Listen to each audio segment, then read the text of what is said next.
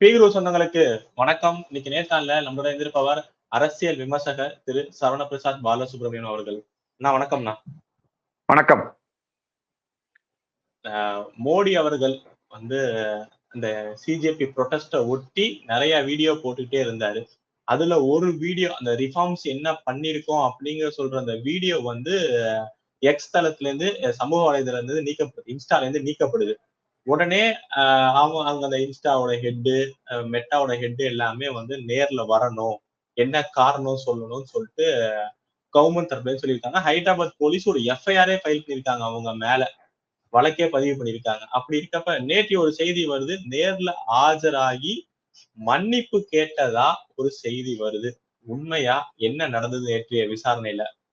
யார் யாரெல்லாம் வந்தா, அதுவும் எஃபி மெட்டாவோட ஹெட் மார்க் சூக்பர்க் அவரு மன்னிப்பு கேட்டதா செய்திகள் வருது, உண்மையா?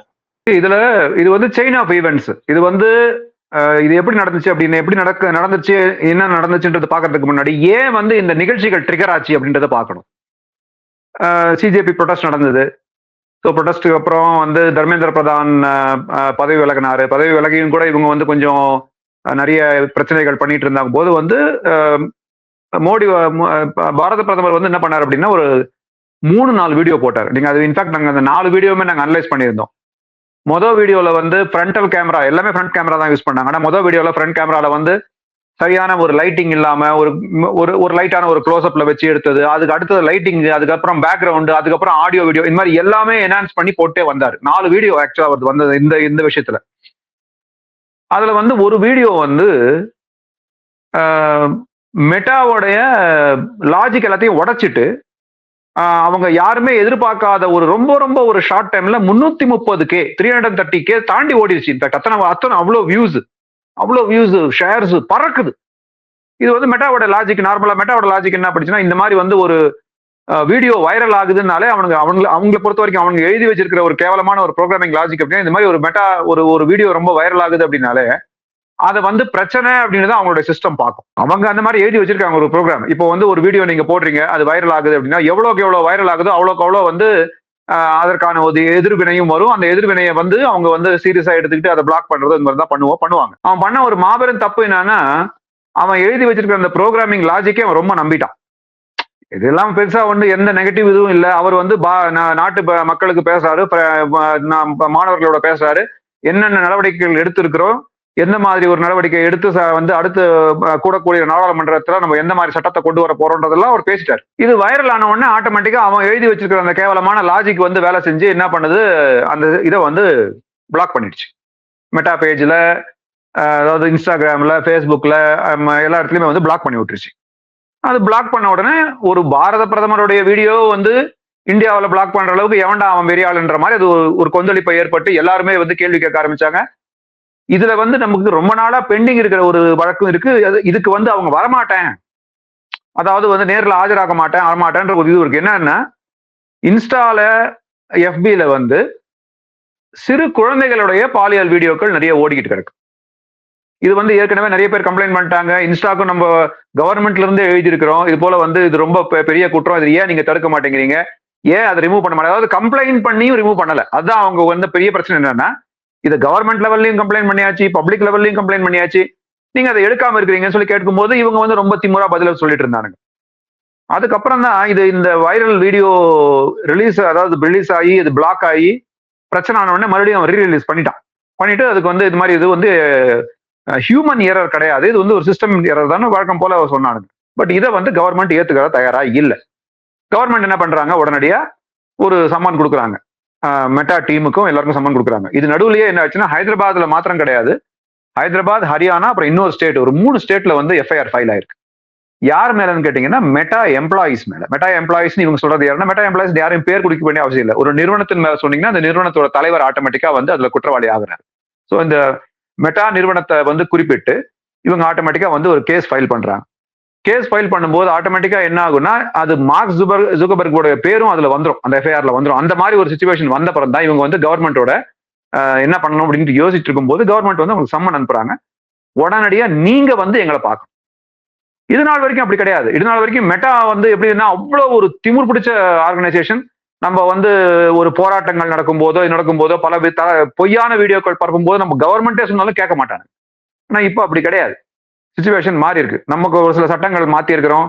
நம்ம வந்து இப்போன்னு கிடையாது, ஒரு சில வருடங்களுக்கு முன்னாடி நீங்க பாத்தீங்கன்னா எந்த நிறுவனங்கள் இந்தியாவில் ஒர்க் பண்ணாலும் அந்த நிறுவனங்கள் அரசாங்கத்துக்கு பதில் சொல்லக்கூடிய ஒரு அதிகாரியை நியமிப்பதற்கு பண்ணியே ஆகணும் அப்படின்னு சுப்ரீம் கோர்ட் மூலியமா ஒரு ஆர்டர் வாங்கியிருக்கோம். ஏன்னா இதனால வரைக்கும் என்ன பண்ணிட்டு இருந்தாங்கன்னா, எலான் மஸ்க்கு முன்னாடி சொல்றேன், எலான் மஸ்க் வந்த அந்த பிரச்சனை இல்லை, எலான் மஸ்க்கு முன்னாடி நமக்கு ட்விட்டர் மூலியமா பரவிட்டு இருந்த எத்தனையோ பிரச்சனைகளை வந்து நம்ம யாருக்கு லெட்டர் அனுப்பி யாருக்கு பதில் கேட்க முடியும்? ஏன்னா ட்விட்டர் ஆபீஸ் இந்தியாவில் இருக்கு. ஆனா அவங்க வந்து நாங்க யூஎஸ் போலீஸுக்கு தான் ரெஸ்பாண்ட் பண்ணுவோம், இந்தியன் போலீஸுக்கு ரெஸ்பாண்ட் பண்ண மாட்டோம்ன்ற மாதிரி திமுறில் இருந்தானுங்க. அப்ப நம்ம ஒரு சட்டம் கொண்டு வந்தோம். என்ன கொண்டு வந்தோம் அப்படின்னா, இந்தியாவில் ஒர்க் பண்ற எந்த நிறுவனமா இருந்தாலும் அது நீ எங்க வேணா ரெஜிஸ்டர் பண்ணிக்க, அதை எனக்கு கவலை இல்லை. பட் இந்தியாவுக்குள்ள உனக்கு ஒரு ஆபீஸ் இருக்கு, அந்த ஆபீஸ்ல நீ ஒர்க் பண்ற அப்படின்னா நீ வந்து இந்திய சட்டத்தை தான் மதிச்சாகணும்னு சொல்லி சுப்ரீம் கோர்ட் மூலியமா நம்ம ஒரு ஆர்டரே வாங்கிட்டோம். அதனால வந்து யாரை நீங்க கூப்பிட்டாலும் யாரை சம்பந்தம் பண்ணாலும் வந்துதான் ஆகணும். அது மூலியமா இப்ப இவங்க எல்லாரையுமே கூப்பிட்டுருக்காங்க. கூப்பிட்டது வந்து எதுக்குன்னு கேட்டீங்கன்னா, மெயினா வந்து இந்த பிரதமரோட வீடியோ ரிலீஸ் பண்ணது, பிளாக் பண்ணது, அதை பொறுத்து. ரெண்டாவது, இந்த சைல்ட் போர்னோகிராஃபி, அது ரொம்ப பெரிய விஷயம். ஏன்னா இந்தியாவில் வந்து அது வந்து ரொம்ப மோசமா பரவிட்டு கிடக்கு. மெயின் கொஞ்சம் கொஸ்டின்ஸ் கேட்டிருக்காங்க. இன்ஃபேக்ட் அவங்க அந்த மீட்டிங் முடிஞ்சு வரும்போது நிறைய இது வந்து அவங்களுக்கான கொஸ்டின்ஸுக்கான ஆன்சரே கிடையாது அவங்ககிட்ட. அதனால வந்து மூஞ்சியை ரொம்ப வெளியே போய் தான் வந்தாங்க. இந்த வெளியில வந்து மீட்டிங் முடிச்சு வெளியே வரும்போது அந்த வீடியோ எல்லாம் நீங்களும் பார்த்திருப்பீங்க.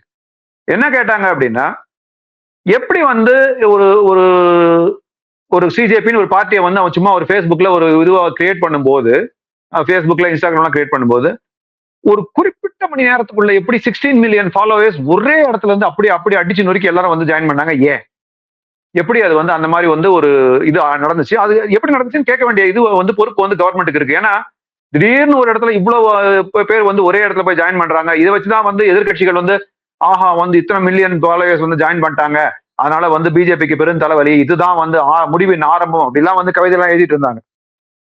ரெண்டாவது, இந்த south Africa, Bangladesh, Sudan, Syria, Pakistan, இந்த மாதிரி இடத்துல இருந்தெல்லாம் வந்து இத்தனை பேர் வந்து சிஜேபிக்கு ஆதரவு கொடுக்க வேண்டிய அவசியம் என்ன? அதுலயும் கொஞ்சம் ஒரு பெய்டு இது இருக்கு இல்லையா? சோ அது ஒண்ணு கேட்டிருக்காங்க. மூணாவது வந்து, நீ வந்து algorithm, programming algorithm, technical error இதெல்லாம் சொல்லாம கரெக்டான ஒரு ரீசன் சொல்லுங்க, எதனால வந்து பிரதமருடைய வீடியோ பிளாக் ஆச்சு, இதையும் கேட்டிருக்கிறாங்க.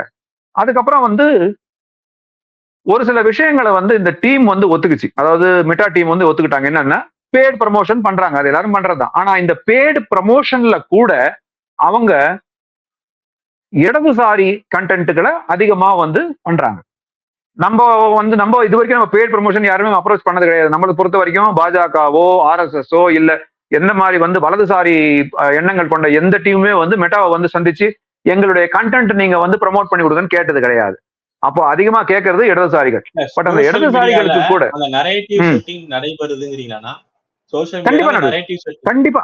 கண்டிப்பா நடைபெறுது. இப்போ அதுவும் ஒரு கேள்வியா வச்சிருக்காங்க, அது வந்து ஒரு கண்டிஷனா கொடுத்திருக்காங்க. இப்போ உதாரணத்துக்கு ஒரு வீடியோ வருது, அந்த வீடியோ வந்து நம்மளுடைய சிஸ்டத்தை வந்து கேவலமா பேசுறது, நம்மளுடைய ஆர்மியை கேவலமா பேசுறது, நம்மளுடைய சோல்ஜர்ஸை கேவலமா பேசுறது, பாரத பிரதமர் கேவலமா பேசுறது, இந்த மாதிரி கான்ஸ்டிடியூஷனல் அத்தாரிட்டி நீங்க கேவலமா பேசும்போது சம்படி கம்ப்ளைண்ட்ஸ், யாராவது ஒருத்தர் கம்ப்ளைண்ட் பண்ணாலும் இல்ல வந்து ஒரு கவர்மெண்டே கம்ப்ளைண்ட் பண்ணாலும் மெட்டா வந்து அதுக்கான எந்த ஆக்ஷன் எடுக்க மாட்டான்.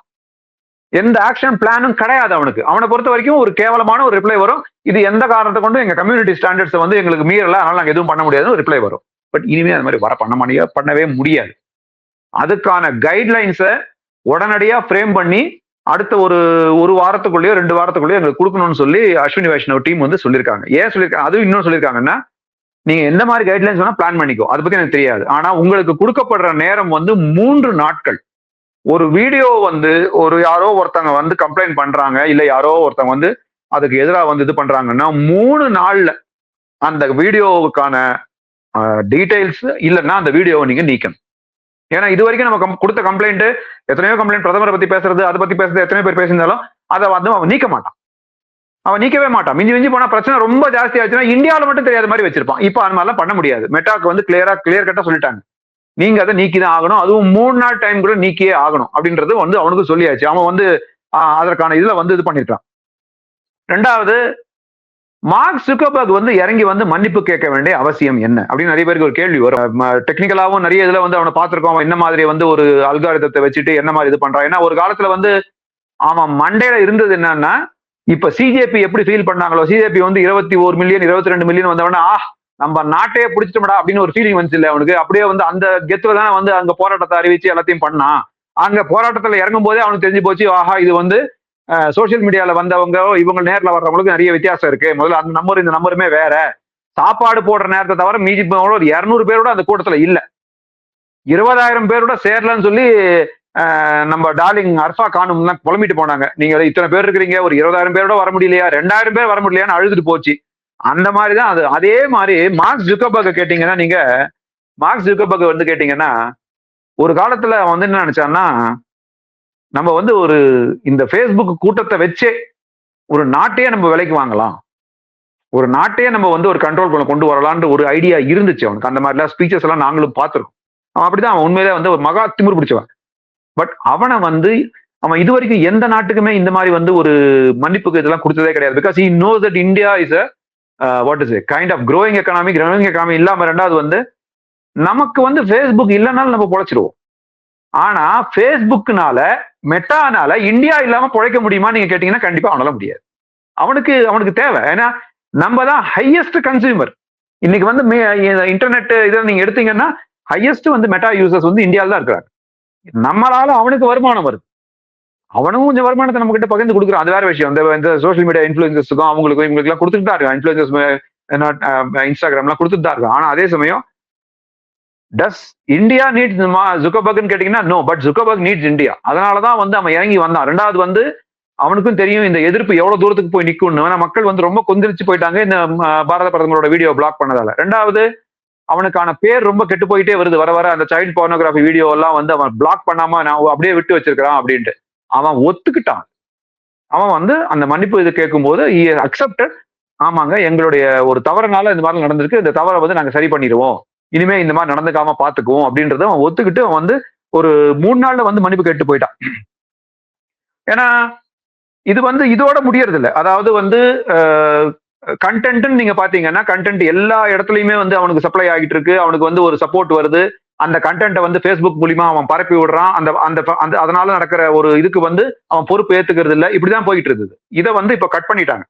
இதை வந்து இப்ப என்ன ஆகி போச்சுன்னா, ஒரு ஃபேஸ்புக் மூலியமா ஒரு பிரச்சனை வந்து அது வந்து பரவி இந்த மாதிரி வருது அப்படின்ற பட்சத்துல அதை வந்து ஃபேஸ்புக் தான் ஏத்துக்கணும். இல்ல ஒரு இன்ஸ்டாகிராம்ல இந்த மாதிரி ஒரு பிரச்சனை வருது, இன்ஸ்டாகிராம் மூலியமா ஒரு பிரச்சனை வருது அப்படின்னா அது இன்ஸ்டாகிராம் தான் ஏத்துக்கணும்.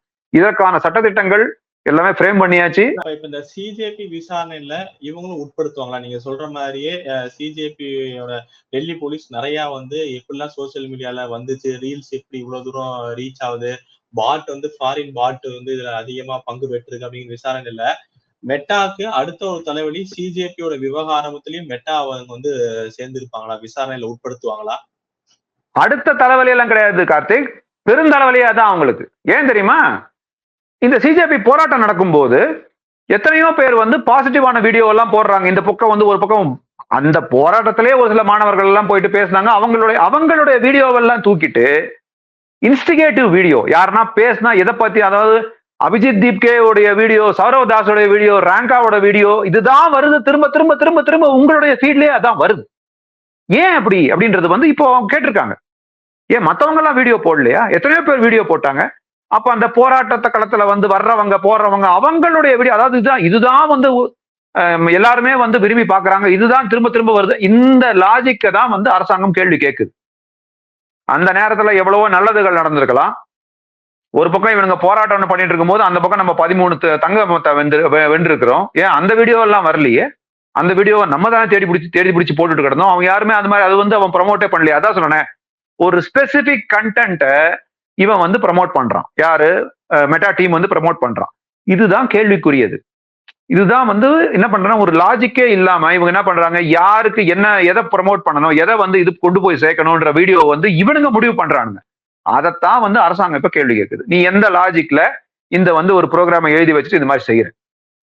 இது வந்து எப்படி பண்றது? இப்ப சிஜேபியோடைய போராட்டத்தை எடுத்துக்கிட்டீங்கன்னா அந்த போராட்டத்துல நடந்த விஷயங்களையே திரும்ப திரும்ப திரும்ப அவன் வந்து அவன் பெரிய இதுல வந்து ப்ளூம் அப் பண்ணி அவங்க பேசுறதெல்லாம் ப்ளூம் அப் பண்ணி அவங்க சாப்பாடு இல்லாம சோனம் வாங்சுக்கு வந்து படுத்து கிடக்கிற வீடியோஸ், அவங்க வந்து உணர்ச்சிகரமா பேசுற வீடியோஸ், அதுல வந்து உணவு சப்ளை பண்றது ஜுனைது, இதுக்கு ஒரு பேக்ரவுண்ட் மியூசிக், இது போல வந்து பேய்டு கண்டென்ட். அது வந்து ஒரு பக்கம் வந்து டீப் ஸ்டேட்டுடைய பணத்தினால சிஜேபியோடைய டீமே பணம் கொடுத்து இன்ஃபுளுசர்ஸ் வந்து நீங்க வீடியோ போடுங்கன்னு சொல்றாங்க. இன்னொரு பக்கம் அந்த இன்ஃபுளுசர்ஸோட வீடியோ இவன் வந்து வைரல் ஆக்கி விடுறான். ஏன் அந்த மாதிரி நடந்துச்சு அப்படின்ற கேள்வி வந்து வருது. எல்லாருக்கும் கவர்மெண்ட்டுக்கும் வரும், பொதுமக்களாக நம்மளுக்கே வரலையா? அதே வந்து போராட்டம் நடக்கும் போது மாணவர்கள் மீது நடந்த தடியடியை வீடியோ மாத்திரம் அதிகமா வைரல் பண்ணிட்டு அந்த மாணவர்கள் எப்படி அந்த வீடியோ இந்த இது வந்து போராட்டத்துல வந்து இன்ஸ்டிகேட் பண்ணாங்க இப்ப வருதுல வீடியோ நிறைய, புரியுதுங்களா? அப்ப பார்டர்ல வந்து யாருமே இல்லாம தான் நீங்க எல்லாம் வந்து உயிரோடு இருக்கிறீங்களா? அவன் வந்து எவ்வளவு திமிர் பிடிச்சு பேசுறான். அதே மாதிரி ஒருத்தன் அந்த பேரிகேடுக்கு இந்த பக்கமே நின்றுட்டு கெட்ட கெட்ட வார்த்தையில வந்து இந்த சிஆர்பிஎஃப் ஆர்ஏஎஃப்பி வீரர்களை பேசிட்டு இருக்கான். ஒருத்தன் பெப்பர் ஸ்ப்ரே அடிச்சு தூக்குறான். இந்த வீடியோ எல்லாம் இப்ப வெளியில வருது. அப்பவும் வந்திருக்கும். ஆனா அவன் என்ன பண்ணிட்டான், அதை எல்லாத்தையும் சப்ரஸ் பண்ணி நீ எதை பார்க்கணும், எதை உனக்கு கண்டென்ட் ஆக்கணும், எதை உனக்கு பெருசாக்கணும்ன்றத அவன் வந்து முடிவு பண்றான். இதைத்தான் வந்து கவர்மெண்ட் கேள்வி கேட்கு. நீ யாரு வந்து அதை முடிவு பண்ற? எப்படி இந்த மாதிரி ஒரு லாஜிக்கை ரெடி பண்ற? போலீஸ்காரங்க அடிச்சதை மட்டும் காட்டுறியே, போலீஸ்காரங்க அடிக்கிறதுக்கு ஆரம்பிக்கிறதுக்கு முன்னாடியே போலீஸ்காரங்களை இழுத்து வச்சு அடிச்சாங்கல்ல. அவன் மேடையில பேசிக்கிட்டு இருக்கும் போதே வந்து ஒரு போலீஸ்காரன் இழுத்து அடிக்கிறாங்க. அதுக்கப்புறம் தான் அந்த சிங்கு உள்ள பொழந்து உள்ள இறங்கி பொழந்தாரு. அப்போ அந்த வீடியோவை என்ன பண்ண? அந்த வீடியோ நீ வைரல் பண்ணல. அதே வந்து இவங்க இறங்கி அடிக்கிறாங்க, எனக்கு அடிபட்டு போச்சு. ஃபேக் வீடியோஸ், எத்தனை ஃபேக் வீடியோஸ். அதாவது இந்த போராட்டத்துக்கு சம்பந்தமே இல்லாத ஒரு சில ஃபேக் வீடியோஸ் எல்லாம் எடுத்து உள்ள போட்டு ஜாயின் பண்ணி ஜந்தர் மந்தர் நடந்த மாதிரி காமிச்சிங்கல்ல. அப்போ அதை வந்து ஃபேக் வீடியோன்னு கவர்மெண்டே சொல்லும் போது, பிரஸ் இன்ஃபர்மேஷன் பியூரோ சொல்லும் போது, பிஐபி சொல்லும் போது, இன்ஃபர்மேஷன் பிராட்காஸ்டிங் மினிஸ்ட்ரி சொல்லும் போது அதற்கான நடவடிக்கை அவன் எடுக்கல. அதெல்லாம் சேர்த்து வச்சுதான் பின்னாடி பிரதமர் பேசும்போது இந்த வீடியோவை வந்து பிளாக் பண்ணி தனக்கு தானே பெரிய ஆப்பா வச்சு அந்த ஆப்பு மேலேயே குரங்கு போய் உட்காந்துருச்சு. அதுதான் அந்த ஆப்பெல்லாம் அசைக்கல, குரங்கு மேலேயே போய் உட்காந்துருச்சு. மெட்டா குரங்கு போய் மேல உட்கார்ந்ததாலதான் இன்னைக்கு ஒட்டு மொத்தமா வாடி மாப்பிள்ளன்னு சொல்லி ஒருத்தன் வந்து ஒரு கேஸ்ல மாட்டும் போது அவன் மேல இருக்கிற பழைய கேஸ் தூசி எடுத்து தூக்குவாங்கல்ல, அந்த மாதிரிதான் ஆகி போச்சு இன்னைக்கு மார்க் ஜுக்கர்பர்க் எல்லாமே. நீ வா உன்னோட உன் மேல ஏற்கனவே பழைய கம்ப்ளைண்ட்லாம் இருக்குது, நீ வாடி மாப்பிள்ளன்னு சொல்லி மொத்த கேஸையும் தூக்கிட்டு எல்லாத்தையும் ஒன்னா போட்டு இப்போ ஒரே அமுக்குனாலதான் அண்ணா வந்து ஓடி வந்து மன்னிப்பு வந்து வெளியிட்டு இருக்காரு. ஒட்டுமொத்த சோசியல் மீடியா வந்து நம்ம இந்தியாவுக்கு எதிராக இருக்கா? நம்ம பார்த்திருப்போம் விக்கிபீடியா, அப்புறம் இதே மாதிரி எக்ஸுக்கு வந்து கிரீவன்ஸ் ஆபீசர் வைங்க அப்படிங்கிறதுக்கு அதுக்கு ஒரு போராட்டம் இருந்தது. அதெல்லாம் இல்ல, இங்க நாங்க இந்தியால வைக்க மாட்டோம், அந்த ஒரு போராட்டம். இப்ப இந்த இன்ஸ்டா எஃபியோட பிரச்சனை, ஒரு சோசியல் மீடியா இந்தியாவுக்கு எதிராக செயல்படுற மாதிரி இருக்கா? நேச்சுரலி அவங்க அப்படித்தானே பண்ணுவானுங்க. அவங்களை பொறுத்த வரைக்கும் அவங்க என்ன, அவன் தர்மத்துக்காக நடத்திட்டு இருக்கிறான், அவன் தர்ம காரியங்களுக்காக நடத்திட்டு இருக்கிறான், அவன் கிடையாது. அவனை பொறுத்த வரைக்கும் ஒரு அனார்கி இருக்கணும் நாட்டுல, ஒரு ஒரு என்ன சொல்ற, ஒரு ஸ்திரத்தன்மை இருக்கக்கூடாது இந்த நாட்டுல. அதுல ஏதாவது ஒண்ணு பண்ணிக்கிட்டே தான் இருக்கணும். இப்போ எலான் மஸ்க் வர்றதுக்கு முன்னாடியே நம்ம வந்து ஒரு கிரீவன்ஸ் ஆபீசரை அப்பாயிண்ட் பண்ண சொல்லி பெரிய போராட்டங்கள் நடந்து அவன் பண்ண மாட்டான்னு சொல்லி அவனுடைய இம்யூனிட்டியை நம்ம கிளியர் பண்ணி, அதாவது இம்யூனிட்டி தூக்கிட்டோம். எக்ஸுக்கு வந்து இனிமே இம்யூனிட்டியே கிடையாதுன்ற தூக்குன அப்புறம் உத்தரப்பிரதேசல எக்ஸ் நிறுவனத்தின் மேல கேஸ் போட்டப்புறம் தான் அவன் வந்து ஒரு கிரீவன்ஸ் ஆபீசரை பிக்ஸ் பண்ணான். அதுக்கு முன்னாடி அவன் கிரீவன்ஸ் ஆபீசர் கிடையாது. அதே மாதிரி மெட்டாவுக்கும் கிடையாது. பட் இப்ப எல்லாருக்குமே கிரீவன்ஸ் ஆபீசர் இருக்காங்க. சோசியல் மீடியா முழுவதுமே, அதான் சொல்றேன், சோசியல் மீடியாவை நடத்துறவங்க, மெயினா நடத்துறவங்க எல்லாருமே பாத்தீங்கன்னா அவங்கள பொறுத்த வரைக்கும் அவங்களுக்கு என்ன வேணும்ன்றது வந்து வச்சுதான் போவாங்க. யார் அவங்கள ஃபண்டிங் பண்றாங்க, யார் எந்த நாட்டுக்கு எதுவா பண்றாங்க, அதை பொறுத்துதான் அவங்க எல்லாமே பண்ணுவான். இன்னைக்கு வந்து இந்தியாவுக்கு எதிராக எத்தனையோ நியூஸ் சேனல்ஸ் இருக்கலாம். பிபிசி அவன் வந்து யாரை போய் பேட்டி எடுத்தான், ஒரு பொண்ணு வந்து ஆர்ஏஎஃப் ஆபீசர்ஸ் வந்து ப்ளூ கலர் ஹார்பிக்கு நான் ரெட் கலர் ஹார்பிக்குன்னு சொன்ன பொண்ணை வந்து பேட்டி எடுத்து விக்டிம் கார்டை பிளே பண்றதுக்கு எவ்வளவு ட்ரை பண்றானுங்க. அந்த டீமே மொத்தமே பாத்தீங்கன்னா யாரோடைய பேரோட எடுத்து போட்டாங்க. அதாவது அந்த BBC team, content team, recording போட்டவன், பேட்டி எடுத்தவன் எல்லாருமே யார் யார் என்னன்றதை நம்ம எடுத்து போட்டோம். இப்போ அந்த மாதிரி ஒரு டிவியும் இதுக்கு எதிராக ஒர்க் பண்ணுது. அல் ஜசீரா டிவி அவன் வேலையே வந்து இந்தியாவுக்கு எதிராக எழுதுறது தான். ஏன்னா அவனுக்கு யார் கத்தார் கவர்மெண்டே அவனுக்கு வந்து பின்னாடி இந்த பேக்கிங் பண்றாங்க, நமக்கு தெரியும்.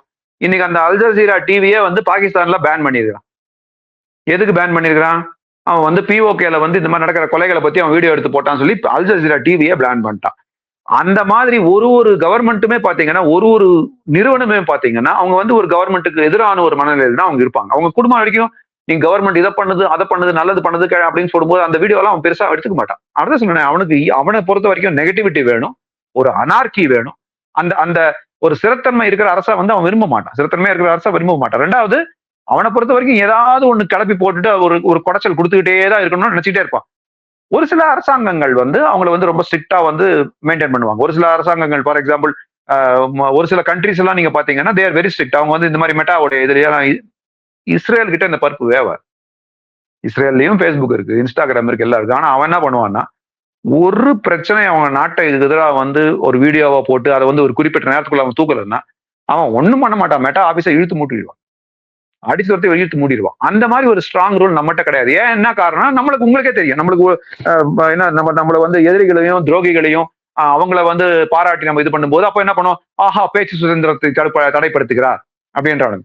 புரியுதுங்களா? ஏன்னா நம்ம வந்து இன்னைக்கு வந்து எல்லாரும் சொல்றது என்னன்னா, ஒரு பக்கம் எதிர்கட்சிக்காரர்கள் என்ன சொல்லுவாங்க, மோடி வந்து ஒரு சர்வாதிகாரி மாதிரி பிஹேவ் பண்றாரு அப்படின்னு சொல்றாங்க. நாங்கெல்லாம் என்ன சொல்றோம், மோடி வந்து 1% கூட சர்வாதிகாரி மாதிரி பிஹேவ் பண்ணலன்னு கவலைப்படுறோம். ஏன்னா மிகப்பெரிய சுதந்திரத்தை கொடுக்கறது வந்து மிகவும் ஆபத்தானது. அவ்வளவு அந்த மாதிரி ஒரு சுதந்திரமும் கொடுக்க கூடாது. இந்த மாதிரி சுதந்திரம் நீ வந்து பப்ளிக்ல போயிட்டு அவருடைய இறந்து போன தாயார் அதே மோடியையும் வந்து இத்தாலிய பிரதமரையும் அவ்வளவு கேவலமான வன்மமான வார்த்தைகளை உபயோகப்படுத்தி இது பண்ணி அந்த வீடியோவை நீக்கிடான்னா நீ நீக்க மாட்ட அப்படின்னா அப்புறம் இவனுங்க எல்லாம் என்ன வந்து இதுன்னு நினைக்கிறீங்க? என்ன மாதிரி ஒரு மைண்ட் செட்ல இருப்பானுங்க? எந்த வந்து இவங்க எல்லாம் சோசியல் மீடியா வந்து நம்மளுக்கு வந்து அப்படியே நம்ம கவர்மெண்ட்டுக்கு இதுவா இருக்கும். எந்த சோசியல் மீடியாவும் இருக்காது. அது மெட்டா ஆகட்டும், எக்ஸ் ஆகட்டும், இன்ஸ்டாகிராம் ஆகட்டும், ஃபேஸ்புக் ஆகட்டும், எவனை வந்து இருக்கட்டும், அந்த நிறுவனங்கள் வந்து பொறுத்த வரைக்கும் ஒரு கண்ட்ரினா அந்த கண்ட்ரியில வந்து எந்த மாதிரி பிரச்சனைகள் இருக்கு, ஒரு சில நிறுவனங்கள் வந்து எந்த மாதிரி பிரச்சனைகள் இருக்குன்னு அதை மட்டும் கவர் பண்ணுவான். ஒரு சில பிரச்சனைகள் எந்த மாதிரி பிரச்சனைகளை கிளப்பி விடலாம்னே பண்ணுவான். இதே மெட்டா நிறுவனம் தானே கேம்பிரிட்ஜ் அனலிட்டிகா நம்மளுக்கு வந்து நல்லாவே தெரியுமே எலெக்ஷன்ஸை எப்படி எல்லாம் மேனிபுலேட் பண்ணானுங்கன்ட்டு. எந்த கட்சியோட டைப் வச்சிருந்து யுஎஸ் எலெக்ஷன்ல மேனிபுலேட் பண்ணா, இந்தியன் எலெக்ஷன்ல மேனிபுலேட் பண்றதுக்கு ட்ரை பண்ணா, இந்தியன் எலெக்ஷன்ல வந்து என்ன பண்ணா, எங்களுக்கு எந்த கட்சியோடையும் உறுப்பு இதுவே கிடையாதுன்னு சொல்லி அவன் கம்பெனிக்குள்ள எடுத்த ப்ரொமோஷன் வீடியோல காங்கிரஸோடைய இது படம் இருந்துச்சு. காங்கிரஸ் கட்சியோட வந்து அந்த இது இருந்தது, கட்சியோடைய அந்த சின்னம் எல்லாம் போட்டு போட்டோ எல்லாம் இருந்தது. சோ நம்மளுக்கு தெரியும் கேம்பிரிட்ஜ் அனலிட்டிகா என்ன பண்ணா, அதுக்கப்புறம் என்ன பண்ணிட்டு இருக்கா, இப்போ என்ன பண்ணிட்டு இருக்கா, இப்ப மெட்டா மூலியமா என்னென்ன பண்ணிட்டு இருக்கா, எல்லாமே நமக்கு தெரியும். புரியுதுங்களா? அதனாலதான் சொல்றேன், சோசியல் மீடியா நம்ம கண்ட்ரோல்ல கிடையாது இல்ல. இது எல்லாமே ஒரு வெஸ்டர்ன் கண்ட்ரிஸ் இருந்து வந்தது, வெஸ்டர்னர்ஸ் பண்ணிருக்காங்க. அவங்க வந்து எப்படி வந்து ஒரு ஸ்திரத்தன்மையை நம்புவானுங்க. அவன் அங்க வந்து இப்போ ஜாய் பைடன் இருக்கிற வரைக்கும் எந்த வீடியோவும் ரிலீஸ் பண்ணல அந்த கண்ட்ரியை பத்தி. பட் அதே வந்து ட்ரம்ப் வந்தப்புறம் அந்த கண்ட்ரியை பத்தி ஏடா கொடுத்து ஏதாவது தப்பு தப்பா வீடியோ ரிலீஸ் பண்ணிட்டு நிறைய பேர் பண்ணிருக்காங்க. அவன் மெட்டா பண்ண மாட்டான். பட் மெட்டாவுடைய வேலை என்னன்னா, இது போல ஒரு அனார்கிஸ்ட் இருக்காங்கன்னா அவங்களுடைய வீடியோ வந்து பெரிய லெவல்ல ப்ரமோட் பண்றது, நம்மளுடைய வீடியோஸ் எல்லாம் வந்து சப்டியூ பண்றது, அதுவே கொண்டு போவான். ரெண்டாவது இவன் சொல்றானே ப்ரோக்ராமிங் லாஜிக், அது இந்த லாஜிக்ன்ட்டு. சிஜேபி போராட்டம் நடந்துச்சு, சோனம் வாங்சுக் உண்ணாவிரதம் இருந்தாரு, அது முடிச்சுட்டாங்க, கவர்மெண்ட் கூட்டு போயிட்டாங்க, எல்லாம் பண்ணிட்டாங்க, ரைட். நேஹா போரான்னு ஒரு பொண்ணு வந்து உண்ணாவிரதம் இருந்தா, உங்களுக்கே தெரியும். என்எஸ்யூஐ பிரசிடென்ட் நினைக்கிறேன் இல்லையா, அவங்க என்எஸ்யூஐ பிரசிடென்ட் நினைக்கிறேன். 21 நாள் உண்ணாவிரதம் இருந்தாங்க. 22 நாள் காலில் வேற அடிச்சுட்டாங்க போலீஸ், நொண்டி எல்லாம் காமிச்சாங்க. அடுத்த நாள் நல்ல தெம்பா, அதாவது 21 நாள் உண்ணாவிரதம் இருந்து காலில் அடிபட்டு நொண்டிட்டு எல்லாம் போன அடுத்த நாள் வந்து தர்மேந்திர பிரதான் ரிலீஸ் ஆன உடனே அப்படி ஒரு குத்தாட்டம் டான்ஸ் வீடியோ வந்துச்சா. சரி, எத்தனை பேருக்கு ஞாபகம் இருக்கு, இதுக்கு முன்னாடி இதே மாதிரி ஒரு போராட்டம் ஜேஎன்யூல நடக்கும்போது ஒரு பொண்ணு, ஒரு ரிப்போர்ட்டர், அவர் பொண்ணுடைய லாஸ்ட் நேம் மட்டும் தானே அவருக்கு, திவாரி. திவாரி ஆட்டோமேட்டிக்கா தெரிஞ்சிடும் நம்மளுக்கு, அந்த பிராமண பொண்ணு. அந்த பொண்ணை இந்த நேஹா போரா இன்னும் 4-5 பொண்ணுங்க வந்து தரன்னு இழுத்துட்டு போனாங்க குண்டு கட்ட. ஞாபகம் இருக்கா? நீ உள்ளவா, இது வந்து வீடியோல கேட்ட ஆடியோஸ், அந்த பொண்ணோட குரல் தான், டைரக்டா வீடியோ ஆதாரமே இருக்கு. நீ உள்ளவா, உன்னை வந்து நான் ட்ரெஸ்ஸை கைட்டு I will make you go through naked parade நான் இந்தியில சொல்றேன். இதுதான் அந்த போராட்டம். அந்த பொண்ணு இன்னைக்கு அந்த வீடியோ கிடைக்க மாட்டேங்குது. கிடைக்குமா அந்த வீடியோ? எவ்வளவு அழகா அதை பிளாக் பண்ணி வச்சிருக்காங்க தெரியுமா? கிடைக்க மாட்டேங்குது, தேடி பிடிச்ச கிடைக்கும். நாங்கெல்லாம் டவுன்லோட் பண்ணி வச்சிருக்கோம் அந்த வீடியோ. ஏன் தெரியுமா? இது நாங்க ரொம்ப வருஷம் முன்னாடியே இந்த பிளானை பார்த்தோம். இவன் வந்து ஏதாவது ஒரு போராட்ட கழகம், அந்த மாதிரி போராட்ட கழகம், என்எஸ்யூஐ, ஜேஎன்யூ, இவங்களுடைய போராட்டம், ஒரு கம்யூனிஸ்ட், அர்பன் நக்சல், இவங்களுடைய போராட்டங்கள்லாம் வரும்போது அந்த வீடியோ எல்லாம் மெதுவா நவுத்திடுறோம். அதாவது யாருக்கும் கிடைக்காத ஒரு இடத்துல போய் வச்சிடறோம், எங்கேயாவது வச்சிடறோம். நாங்க என்ன பண்றோம்னா, ஒரு முறை அந்த மாதிரி ஒரு வீடியோ பார்த்தோம், அந்த வீடியோ டவுன்லோட் பண்ணி வச்சுக்கோ. சரி, ஓகே, நான் டவுன்லோட் பண்ணி வச்சுட்டோம்ல. நேத்து வந்து முந்தா நேத்து வந்து நாங்க வந்து இந்த ஒரு எக்ஸ் தளத்துல ஒரு வீடியோவை ஷேர் பண்றோம். என்ன பண்றோம், இந்த நேஹா போரா, இவ்வளவு பேச்சு பேசுற நேஹா போரா ஒரு பெண்ணை வந்து இவ்வளவு மோசமான இது நடத்திருக்காங்கன்னு அந்த வீடியோ போடுறோம். அந்த வீடியோ பிளாக் பண்ணிட்டாங்க. இந்த வீடியோ பிளாக் பண்ணிட்டான். எவ்வளோ ஒருத்தன் ரிப்போர்ட் அடிச்சானாமா, 100 பேர்ல 200 பேர் 300 பேர் நம்ம போய் ரிப்போர்ட் அடிச்சிருக்கோம், கேவலமா பேசுறாங்க, இதெல்லாம் பிளாக் பண்ணுங்க. அதை பிளாக் பண்ணல. ஆனா அந்த நேஹா போரா நேரடியா போராட்டத்துல கலந்துகிட்டு பேசிக்கிட்டு இருக்கிற அந்த வயலன்ஸ் அந்த வீடியோ இருக்கு. இப்போ அந்த அந்த அந்த பத்திரிகையாளர் அந்த பொண்ணு ஐ திங்க் சார் அர்ச்சனா திவாரியா என்னமோ பேர் அந்த பொண்ணு பேரு சரியா திவாரின்னு மட்டும் ஞாபகம் இருக்கு. பிடிச்சி தரத்தான இழுத்துட்டு போறாங்க. 10 பேர் 10 பொண்ணுங்க அப்படியே வந்து கையை பிடிச்சிட்டு இழுக்கிறாங்க. நீ வா உன்னை நான் நேக்கெட் பரேட் பண்ண வச்சு உன்னை நான் என்ன பண்றேன் பாருன்னு அவங்க இழுத்துட்டு போறாங்க. கடைசியில வந்து யாரோ உள்ள பூந்து காப்பாத்துறாங்க அந்த பொண்ணை. அந்த வீடியோவை திரும்ப ஒருத்தர் வந்து அப்லோட் பண்றாரு. எங்க குரூப்ல ஒருத்தர் வந்து அப்லோட் பண்றாரு. இது பாருங்க இதுதான் அந்த நேஹா போராவோட உண்மையான இதுன்னு சொல்லி போடுறாங்க. பிளாக் பண்ணிட்டான். கரெக்டா 1 ஹவர்ல.